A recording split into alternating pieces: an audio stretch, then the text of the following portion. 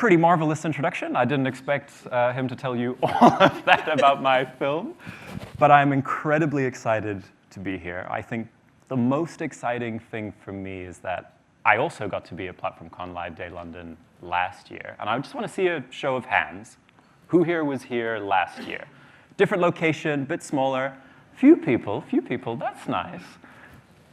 If you were there, you would have noticed it was significantly smaller. There's about 300 people there. Today we're looking at 700. Tomorrow we have another 450 in New York. There's about 7,000 people joining workshops online, 30,000 watching the videos on YouTube. All of these numbers bigger every single year. And I'd love to take all the credit and be like, wow, it's because our content is so amazing, but it's because platform engineering is becoming so much more of a staple of our industry. And I think one of the best examples to really understand that is last year's panel was on what is platform engineering, basically. We talked for about an hour on what is platform engineering, how does it work, why. And you can see right here that today's panel is what does great look like. That's a big change in 1 year. And I think today we're really going to zoom in on not just what is platform engineering, because I don't think we need to have that conversation anymore, but what does platform engineering actually look like in this current state that we're in? How does it intercede with AI? How does it embrace all of these other parts of the ecosystem? This idea of platform engineering eating the world. That's really what we're going to cover. And we're going to zoom in on a lot of these topics with probably 3 of the top people in the space. I think there's few people better to ask these questions to. Now, Ben gave me a very marvelous introduction, but I think it's more interesting if I get a marvelous introduction themselves from each of the 3 people here. So I'd love to start, Cornelia, with you. Sure. And then go along. And who are you, and where do you fit into the platform engineering universe? Okay, great. Thank you so much for having me. My name is Cornelia Davis. These days, I am a developer advocate at a company called Temporal. But my time spent in the platform engineering community is actually longer than the term platform engineering has been in vogue. So I worked at Pivotal and worked on Cloud Foundry for quite a number of years. I was with Pivotal from the very first day that we were Pivotal to the very last day that we were Pivotal before it got acquired by VMware. And in that capacity, I worked with just a huge number of clients, helping them get started with platform engineering. We actually used that term back in 2013, 2014, 2015, as we were helping our customers be successful with Cloud Foundry, because we had built a great platform, but it turns out that the platform alone is not enough. And so we put a lot of tooling around that as well.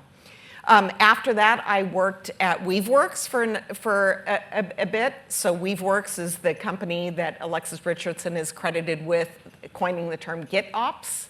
So I worked in the GitOps space for a while, and then also have been super involved in Kubernetes platforms. So, and I guess the other thing that I'll mention is that I have been very involved in the DevOps space. That really was born out of my platform engineering work back in the Pivotal days. So I'm very involved in the DevOps Enterprise Summit, which is now called the Enterprise Technology Leadership Summit. So that's the summit that Gene Kim runs. And so super involved in that space too. Great. Well, thank you. My name is Nicki Watt. I actually work, so I'm the CTO at a company called Trifork UK. So some of you will remember me in terms of working for OpenCredo. So OpenCredo was actually acquired by Trifork, so just excuse me if I land up saying OpenCredo instead of Trifork. So I get a little bit confused still. But I'm essentially Trifork and OpenCredo, we're involved in software development consultancy. So we help a variety of different companies to be able to build various systems, and platform engineering is a key part of some of the services that we do. So we've helped a variety of different companies, whether they're in the fintech space or the retail space, with their platform engineering journeys. So yeah, that is just a short introduction for me. Thank you. And I'm Rickey Zachary. I'm at ThoughtWorks. We're also a consultancy. really have been at the forefront of some of the DevOps and continuous delivery practices. It's kind of in our DNA. We've had Jez Humble, Martin Fowler, those types of luminaries at the company. Currently, the role that I have is the global head of platform engineering. So I'm essentially working with our customers and clients globally, helping them set up platforms, both internal developer platforms, external business-facing platforms, and then trying to define what platform engineering is in this space, and then bring all of that goodness to our customers and clients. Prior to ThoughtWorks, it's interesting. Prior to ThoughtWorks, I was at a federal defense contractor in the U.S., so we were very familiar with Pivotal, and we were one of the first people to put Kubernetes on an airplane at the time. So Very cool. That we were at the forefront of doing a lot of this stuff with Kubernetes and DevOps, and very familiar with Gene Kim and all of those things. So it was interesting to hear the crossover there. Yep. I think let's just jump straight into the main question. Let's get that out of the way right at the beginning. I'll go to each of you and really take as much time as you want, because I think it's an important question. What does great actually look like in platform engineering right now? Cornelia, if you want to start. Sure. It seems like it's an easy question to answer, but it really isn't, because the first thing that I'll say is that great, let me talk about first where I see great. And I see great to a large extent with the digital natives. So these are the organizations that didn't do software a different way before, and they learned these practices as they were building their organizations. So what does great look like for them? Well, it means that they have a platform engineering team. They treat it as product. They are product managers. They recognize that it's not just about automation, but it's about the contracts between the platform engineers and the application teams. By the way, contracts are not just APIs. It's not just the automation APIs. So that's a list of some of the things that are there. I think that there are still a lot of challenges with the organizations that are not the digital natives, especially like traditional enterprises that still have several decades of legacy ways of working. Where we haven't achieved that. And I think we can drill into that in a little bit more detail as we go through the panel. Nice. Yeah, so actually just picking up on that, so some of the clients that we work with are not necessarily those digital natives, and so having to take them through the process of trying to move from the basics to great is ideally something that we look at achieving. So for me, a great platform is, I'd say if you go back to the sort of basics, is really in terms of something that actually achieves the outcomes that the business is looking to achieve. So quite often, I think platforms, people just go in and they start building with Kubernetes and they start building all of these things, but they kind of lose sight of why are we actually building this thing. So for me, a great platform in the first instance is actually one which achieves the objectives that the business is trying to do. Now that's easier said than done. So ideally, a great platform would be able to tie those business objectives to what's actually happening on the ground.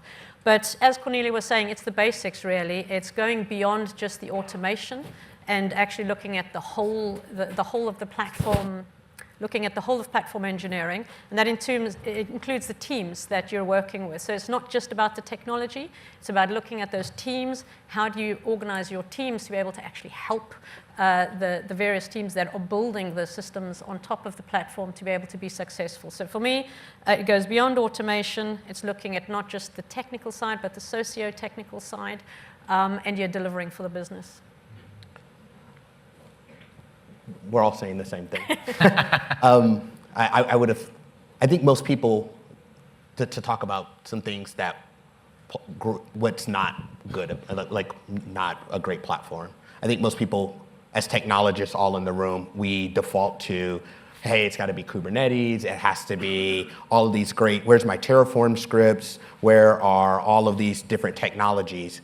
And again, doubling down on what Cornelia and Nicki said, it's actually really about the interface and the layer and interactions between that team and the developers and the product owners that are building these products, right? Without the actual developers and the product owners building on top of a platform, you won't have a platform team. You won't have a platform at all. So what great looks like a lot of the times is, to double down on the metaphor that we're kind of talking about here, treating that platform like it's an actual internal SaaS product.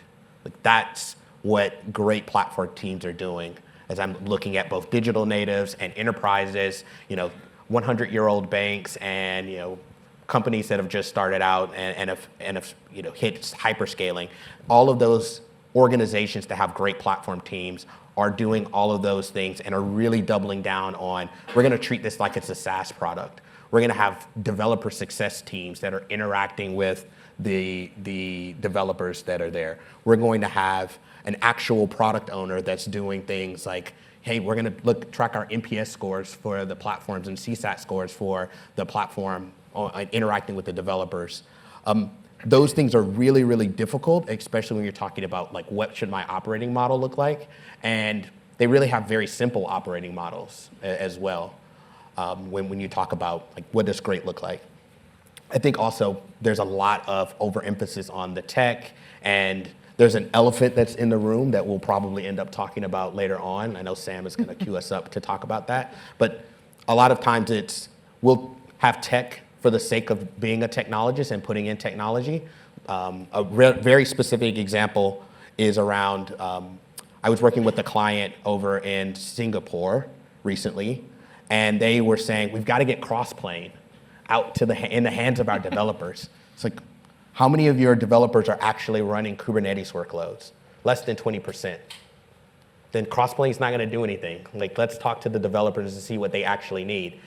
So taking that into account, having that feedback loop, I think it's probably one of the biggest indicators of you're going to have a great platform engineering team, is that product-centric approach, treating it like it's a SaaS, and then all of the other fundamentals, around technology. Hey, you've got CI/CD, you've got delivery infrastructure, you're doing some of the DevSecOps stuff. I think that'll fall in line because you're listening to the developers. And if they need that, it'll end up in your product team, in your platform team's product backlog, and they'll actually go and do that. Yeah, you mentioning that reminded me of a story. So I think one of the ingredients that's really important is if you treat it as your own internal product, your own internal SaaS, there's no mandates. And so back in the Pivotal days, we worked with Home Depot. They were a very, very open public customer of ours. And Paul Gaffney was leading that, and he's gone on to do great things at Dick's Sporting Goods and Kohl's and various other things, just has been tremendous in this like internal developer platforms. And he was insistent that there be no mandates. Now, we had other customers where we came in, we sold Cloud Foundry, and then the corporation said, we just spent $1 million or whatever it was on Cloud Foundry, thou shalt use Cloud Foundry. And that wasn't nearly as successful as Paul Gaffney was. Now, did it increase utilization early on in the process? Probably. But in the end, we were far more successful with the organizations where there was no corporate mandate. There was no leadership mandate that said, thou shalt use the platform. We've spent money on it, you shall use it. That motivates the platform team to get users to use it. Mm-hmm. And they're motivated by that. I mean, they're engineers like all the rest of us. They want to have their products be used. And so that was a huge ingredient, was no mandates.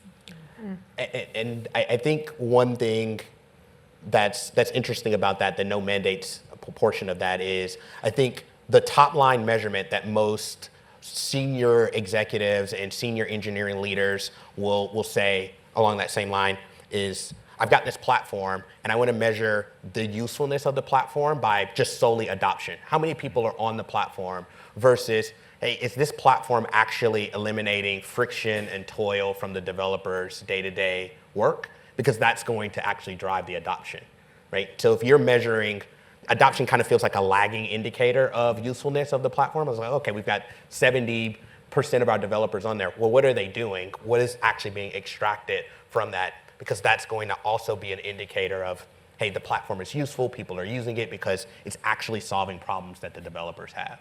Yeah. Yeah, just to pick up on that, I think it's really important in terms of what you measure. So as we say, you can just measure, oh, I've got X amount of people on the platform, but that doesn't say too much.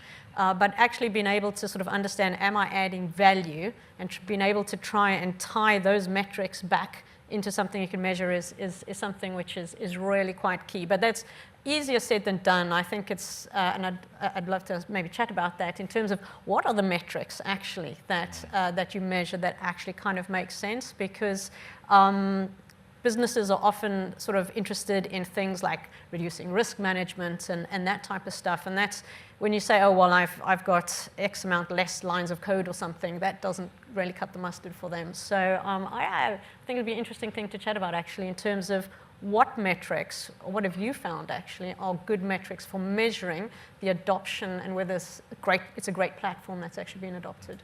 Well, I think that goes back to something that you said when you were talking about what is great, and you talked about business outcomes. Yeah.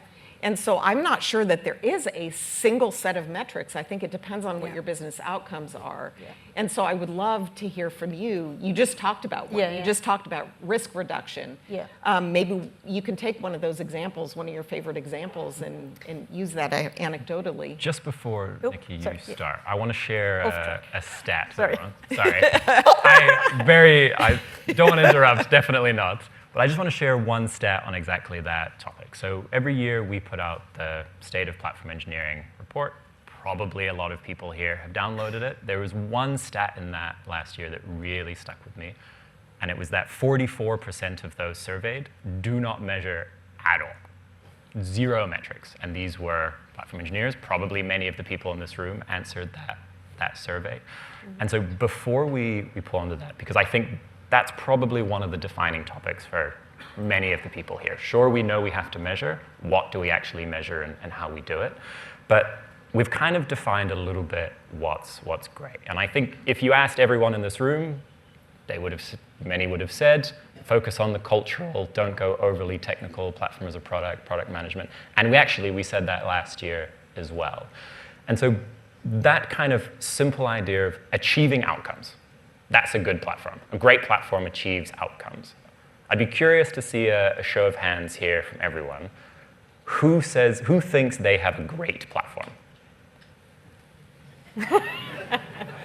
So I see, there's one guy.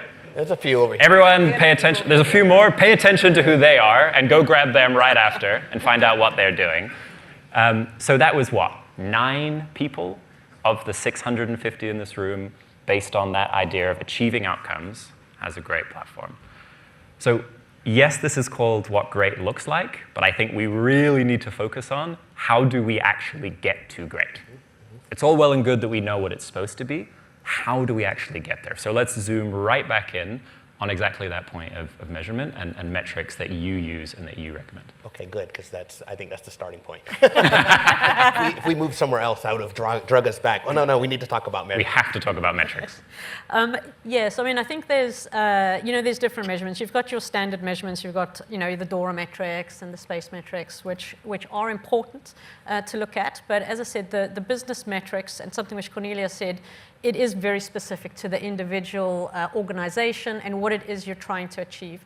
So for example, we had some clients where the main aim was actually to allow the organization to scale. Okay, so they weren't able to scale because they had too much a DevOps mindset as opposed to platform engineering. So the you build it, you run it mentality meant everything was being repeated and they weren't able to scale effectively. So platform engineering was brought in as a way to try and enable scale in the business. So one of the metrics there was, how many teams are we able to, so it was adoption in one way, but how many teams are we able to adopt and what is the time to be able to deliver new products into the market? So in that particular case, it was having a look at, there was a particular aim, in terms of how many teams they were looking to get, and it was what time, like how many have we achieved, and also what is the pace of onboarding. So is it getting faster? Are people actually onboarding more? So it's not just the one metric, but it's like, is it getting easier? Is it achieving the ultimate end goal? So that I would say is one of the things. The other thing which I think is maybe just important to also mention, and this is something which the guys at DX, I think, have come up with really well with the core DX framework, is to take different metrics from opposing ends of the spectrum and measure all of them at the same time. Because sometimes what happens is you start measuring just speed or performance or something like that, and you land up with the developer productivity getting skewed. So having a metric that actually looks at, are my developers actually happier as well as are things going faster, allows you to see if you're overly focusing on one metric at the expense of another. So I quite like this oppositional metrics as a way to also measure things. If you didn't mention DX, I would have. I agree with that. Like the first set of metrics that we go in when we're talking to our clients about is what's the business outcome that you want. And a lot of times it's difficult to draw a through line between like an actual business outcome to the technical outcome. So I'm working with an airline right now where they're building out their platform engineering team. They have a great DevOps practice. They have an awesome DevOps practice. But their senior leadership has come in and said, hey, we actually need to move faster. We're getting outcompeted in the marketplace with our ticketing systems and our loyalty systems and all of these different components that make up their kind of airline product. And so what they've said is one of the bottlenecks that's there on growth, so revenue growth is their top line business metric, and they've said, how can we move faster and put products out that are more compelling? And they took a look at, we worked with them, did a value stream analysis, more kind of consultancy, hand-waving stuff, but really visualizing what the first part of the ideation process is all the way to delivery. So we went through and did that, and we kind of identified, well, if you want to produce more and have greater revenue through that production, your biggest bottleneck right now is that DevOps approach where you have complete autonomy for the teams. You've got this heterogeneous environment, and it's just really difficult to deliver at scale. So that kind of led to the platform conversation. And then the metrics on top of that to draw from that to the kind of technical developer metrics were, like, of course, Dora and Space, and we're working with DX with that particular client. But then it was very tactical developer-centric metrics. How many PRs are you all doing per day? Right? Can we draw a through line between that metric and the types of product capabilities that the platform team would be offering? Oh, is it very difficult? Are you using TicketOps to do, new GitHub repositories? That elongates that time. So it got very tactical, and then we organized the product capabilities to help reduce some of that time. So if it takes us 2 years to get a new product out into the marketplace, let's do things tactically to reduce that time and embed that into the product. And that becomes how we actually are able to measure the impact of a technical decision all the way back up to a CIO that's asking me, why are we spending $2 million on GitHub Actions? Well, here's the actual reason why. It's reducing all of these individual metrics, and it's enabling developer productivity at the top line. And now you get more product features out. Yeah, you've both talked a little bit about developer experience, either directly or implicitly in the conversations that you've had. We have a lot of organizations out there, and I bet there's some people in the room here, where developer experience is considered kind of a nice to have. It isn't the top line metric. So there might be, or not metric, but the top line goal. There might be some other goals which are like, I need to address security in a different way. And so one of the challenges that I see is that I sometimes feel like we in the platform engineering community over-rotate on developer experience and developer happiness. But I do think that there is a whole host of other challenges that platform engineering can help with. There's another element of platform engineering that I'm particularly fond of, which is the whole notion of finding the right levels of abstraction. So you both talked about DevOps from the perspective of you build it, you run it, too much autonomy.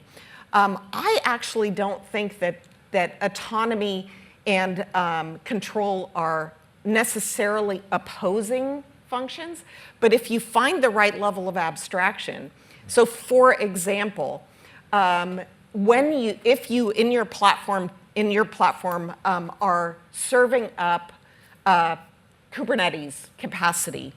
Kubernetes, when you're deploying it with a particular operating system on there.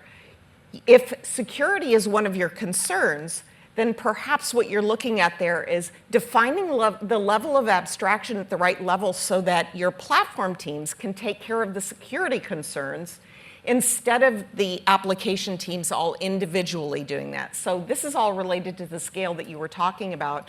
But it isn't only developer experience here. In this particular case, the real concern was security. Like, I'm having a heck of a time doing patch management, and patch management is still a big thing. So, would you say that that still is developer experience, though? It's just the extension of developer experience as something that we have to do, right? The example of patch management is really, really good, right? Because I think about it in this way, old patch management, right? We had to we had the SSH into a Railbox and then go and do this, yum update, and then it does all of this stuff and repatches everything. So then we've moved along, and now we've got Kubernetes. And I was having a conversation with a couple of people last night, and we were all talking about the difficulty of Kubernetes upgrades. Like, it's the worst thing. And if you give that to a developer and say, hey, the platform is just going to give you the runtime environment, you have to maintain patch management. As a developer, the experience that I would have with that would be, well, the platform team is terrible. Get away from me. Like, it would be way more explicit. There would be more expletive as well. And then if you're measuring developer experience and patch management comes up as what would be really great if the platform team actually solved, instead of doing a bunch of stuff over here, if they solved our problem around patch management. And so, like, even those things around regulatory issues, security, like all of these things that feel like that they are just these separate things that are just built into the platform, I think building it into the platform enables the developers to have a much better experience, and you can measure that impact. And then they're focused on other stuff. Like, another example, I love the patch management example, just like triggered me. The other one is, I have a lot of clients that say, well, the developers have to know that they're using Jenkins as an abstraction. Talking about the abstractions. Well, the developers have to know that they're using Jenkins. Do they?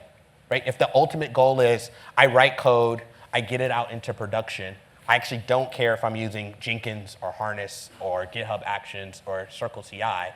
What I actually care about is the abstraction interface there. Enough of that has been abstracted away so that I can develop. I can wake up every day, write as much code as I want, and get it into production, and or have as many feedback loops as possible through that process. Right? So I'm either not waiting until the very end to get any feedback, which is what happens with a lot of the large enterprises. Hey, get it into production. Oh, you forgot to use certs, and where's your 443 port stuff? Or you get that into their hands as early as possible, or you give them all of those feedback loops. So I think it feels like it should be a separate conversation, but again, going back to what great looks like, the most successful organizations, it feels like they just fold all of that stuff into the platform and talk about developer experience and product capabilities and say, security is not some separate issue that's there. Yeah. It should be a part of it. Now, that's very difficult because I wouldn't expect any CISOs to be in the room, but they are very protective over the runtime environment. It's like, well, why would I give that up to the platform team? So let's zoom in on something that Nicki said at the beginning, and I think was really amplified by raising security. I think one of the powers of platform engineering is that it can kind of touch almost everything. It can benefit many things. You can do so many different things with it. You can solve security problems, cloud optimization problems, abstraction problems, which also means, oh my God, it touches everything.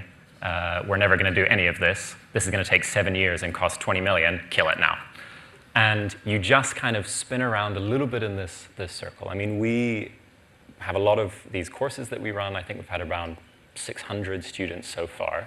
And I would say the main problem that most of them have, I mean, we had assumed it would be, oh, I used to be a DevOps engineer. My boss changed my title to platform engineer. What is platform engineering? I assumed that was going to be everyone. But actually, it's a lot of senior platform engineers who are like, hey, I just spent a year and a half building a platform, and it's been a total disaster. It's basically dead. What do I do? Where should I start? what am I supposed to do? And I think many of them, their problems are going too wide, covering too many different things. And even in our answers here on metrics, it's, well, we could measure security, we could measure this, we could measure all of these things. And I think what Nicki said around your metrics need to be defined by what your goals are, what your organization is, and who your platform is. But how is a platform engineer, especially a newly minted platform engineer, supposed to make those decisions? Who is the one who identifies that? Is it the head of platform? Is it the executive? Because I think the executive will have very different goals for the platform than the platform engineer might have. So who makes that decision, Nicki, and how do you differentiate those? I mean, as I said, I think the important thing is it does need to start at the top to a certain extent, because you do need to understand what the actual goals of the business are. So they will drive what you need to, the ultimate sort of business outcome, but then having to translate that onto the ground. In terms of who does that, I don't think there's an absolute clear answer, if I'm perfectly honest with you.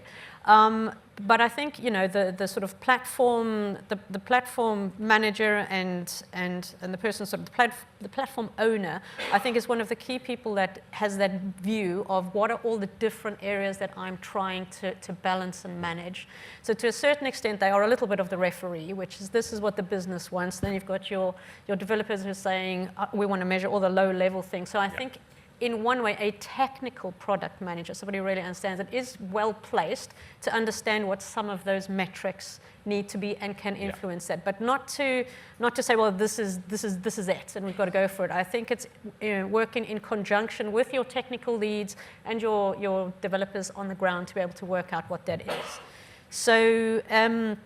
So I'd say it's basically a balance in terms of it's not just people working on the cold face, basically, they're just coming up with metrics, and it's not just trying to take an abstract definition of what the business is trying to do. Yeah. So, I don't know if you've got some more to add. I mean, I think I love your prompt, which is get as focused as possible. So another organization that I worked with in the past was financial services organization, and this is where some of my thoughts around security and stuff, they don't care as much about developer experience, and I think we have a little bit of a marketing problem with some of these organizations where, oh, platform engineering, that's all about developer experience. My biggest concern is security. And this organization got so specific that they said, we are first going to focus on addressing the challenges of malware. It was that specific. And that drove the first stages of their platform deployment because they were focused on a very specific problem.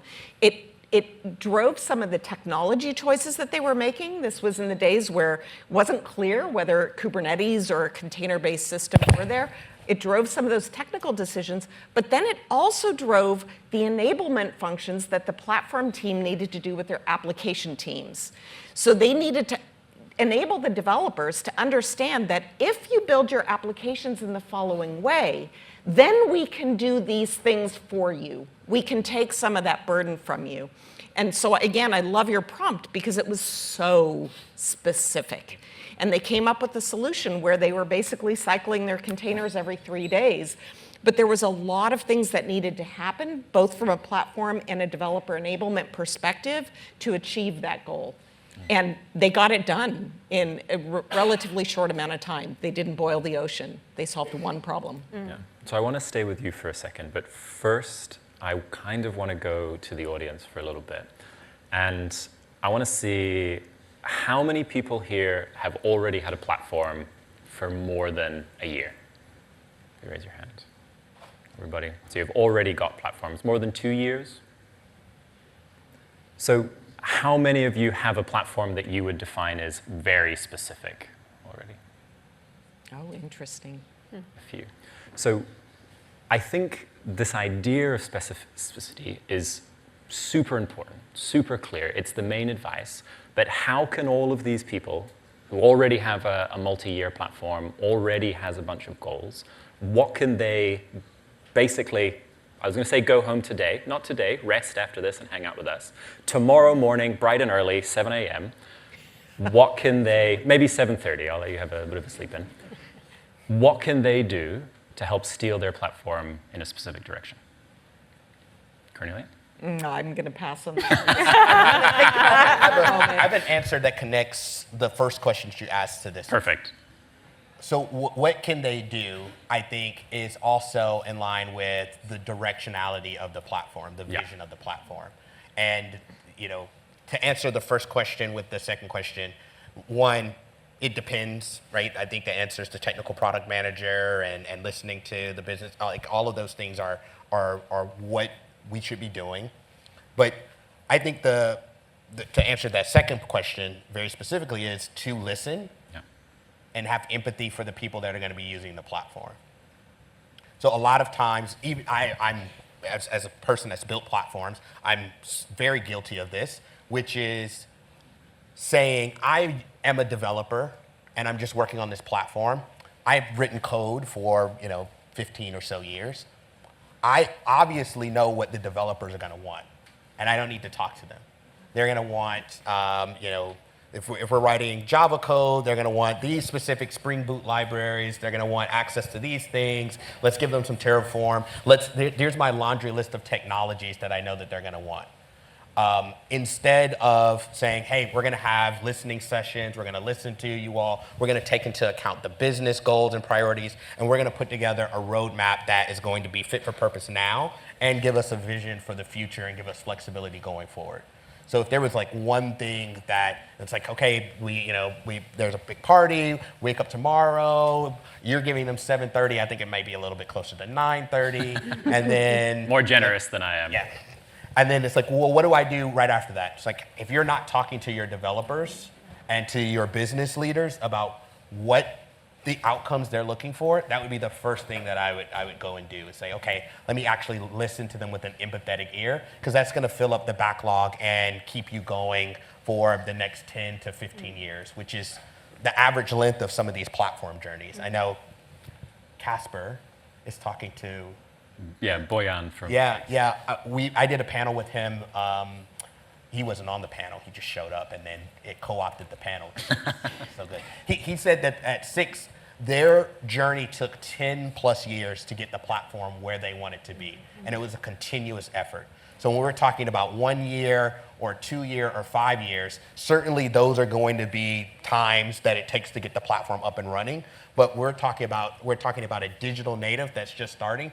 Even if you're like, we're 5 years in and we don't think we've got it where we want it to be, that's natural.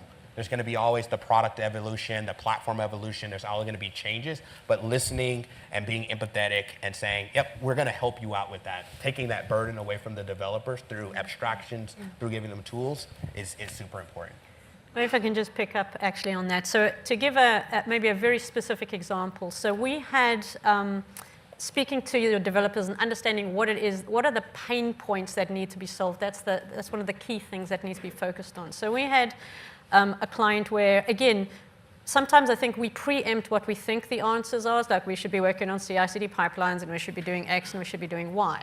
But we did a survey with the engineers and we were like, what is the main thing that holds you back? What's the one thing that really stops you from being able to work?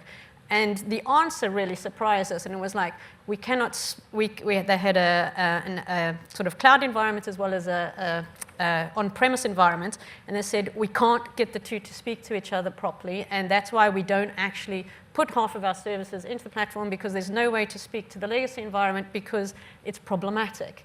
And we said, okay, well, if we can solve that, would that help? And they said, yeah, absolutely. And so it wasn't really on our list of things that we originally thought we were going to tackle, but the main thing that the platform team needed to solve was proper connectivity and to make it easier for the new platform to be able to speak to some of the legacy services. And that unlocked a whole bunch of things. It was only because we specifically spoke and surveyed the developers to ask them what's the main pain point. And the one thing I would say around the metric side of things as well is sometimes it's the qualitative questions which actually uncover a lot more things. So you can ask, how many X's and Y's do you do on things, and that's helpful. But when you ask open questions, you sometimes get quite interesting answers which can take you in directions which actually help to solve some really fundamental challenges. Yeah. I would say that paying attention to your legacy systems is super empowering, because that's really what you were talking about, was the connectivity between these systems, because you're not going to be building greenfield. And so that's what's going to allow you to say, okay, let me pick off the first problem and the second problem and the third problem, is that I'm not trying to solve all the problems to be able to move off of my legacy. So we're coming now towards the end of the panel, and I think probably many people here noticed one fact. We haven't talked about AI at all. The elephant. The elephant in the room. Some of you are probably thinking, when are these guys going to talk about AI? That's what I'm here for. And I think there's a very interesting answer. Part of it, there's obviously going to be lots of content on AI. It's the big topic. I think it's on many of our minds. It's on many of your bosses' minds and your boss's boss's minds and your investors' minds, and everyone's AI, AI, AI. And right before this panel, we had a quick conversation. I was like, oh, I'll ask a few questions about AI. And I'm going to call out Rickey. And he said, do we have to? Right, and his answer for why we don't really need on this opening panel to zoom in fully on AI, I think is really, really, really important. So I want to close us off, Rickey, by you repeating what you said to me at the beginning. And then I can remember that far ahead. I think Nicki and I were both saying, getting the foundational elements right of your platform is way more important than adding AI into the platform at this point. There are so many of the clients that I talk to, and the conversation starts off with, Rickey, can you tell us how we can do AI stuff in the platform? My CTO just came to me and he said, we've got to do some agentic stuff. And it's like, well, are you all building code? Are you doing continuous integration? Do you have a good CI/CD platform? Can you deliver those agents into an actual production environment? Like, are you doing the, excuse me for being American for a second, but are you doing the blocking and tackling that would be necessary in traditional kind of platform engineering? So to have a conversation about AI is important, but feels premature when a lot of the platform engineering organizations and just engineering organizations in general aren't doing the foundational elements right, so that they can take advantage of an AI investment, right?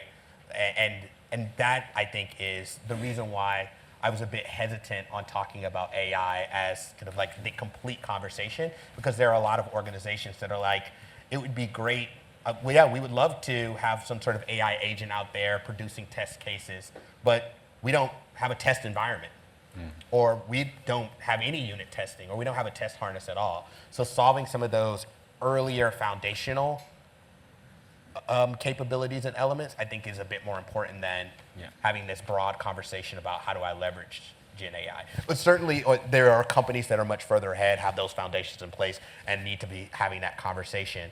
But I would say that the majority, of the 20 to 25 clients that I'm talking to globally, that's one or two of them that are mature enough to do that. Our global CTO, Rachel, says, you should be this tall to ride the ride.